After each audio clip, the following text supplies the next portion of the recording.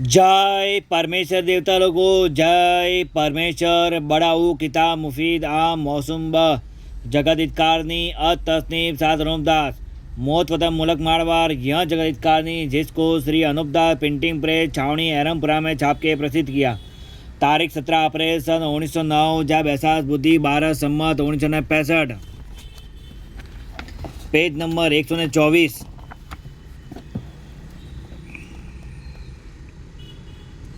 इन बंदियों ने सबकी अकलों को अपने राक्षसी पाप से खराब कर दिए, जिससे राजा बादशाह गरीब गुरबा के सबूत को झूठा जानते हैं। और अलावा इसके गरीब बनिए तो गरीब लोगों के नाम का झूठा कागज कर्जा देने का जाल साजी से मय गवाही के बना लेते हैं और उस कागज पर मोहर छाप लगा के और पुख्ता करके रख छोड़ते हैं।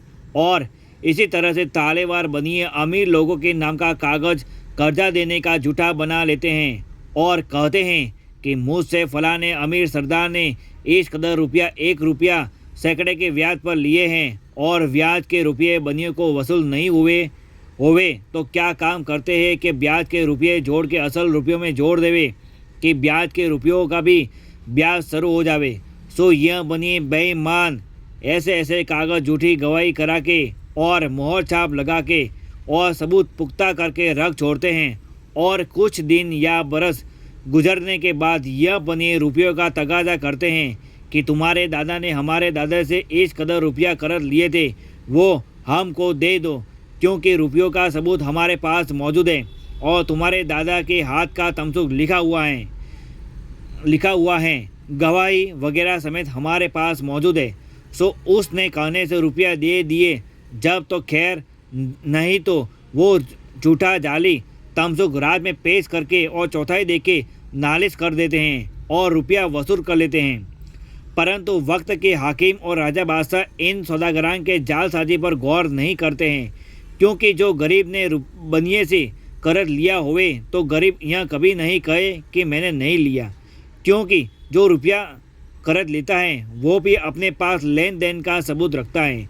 क्योंकि जब कोई शख्स किसी के पास से रुपया कर्ज लेता है तो वो शख्स भी याद रखने के वास्ते दिन मिति लिखवा लेता है और कई आदमियों को वाकिफ कर देता है कि इस कदर रुपया मैंने कर्ज फलाने से लिया है, उसकी दिन मिति में भूल ना पड़े।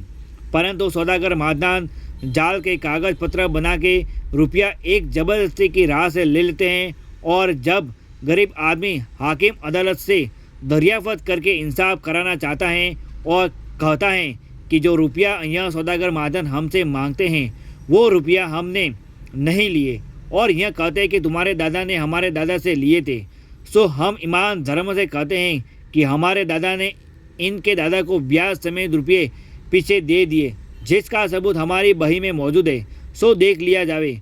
बल्कि जिसके सामने दिया गया है वो गवाही मौजूद है, उनसे अदालत दरियाफत कर लेवे तो अदालत गरीब आदमी का सबूत पेश किया हुआ देखती है। Page number 125।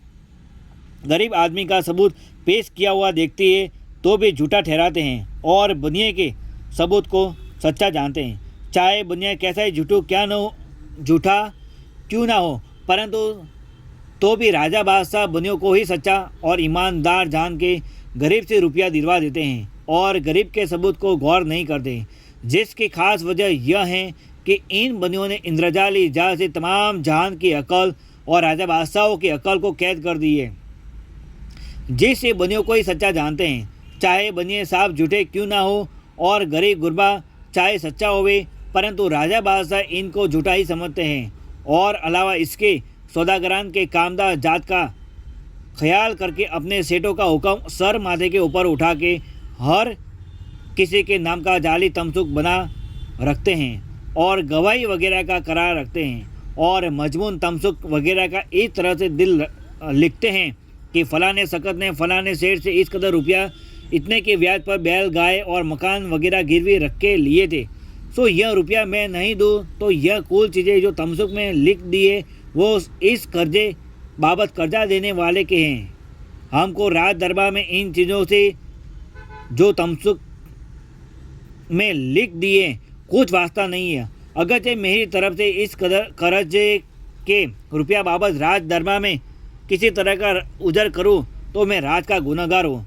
सो यह बनिए ऐसे ऐसे कागज झूठे जाल साजी के बना लेते हैं, परंतु राजा बादशाह जब भी इन सौदागरों को ही सच्चा जानते हैं और गौर नहीं करते हैं। सो यह राक्षसी पाप का सबब है और कोई बात ऐसी नहीं कि जिससे तमाम जान की अकल फिर जाए।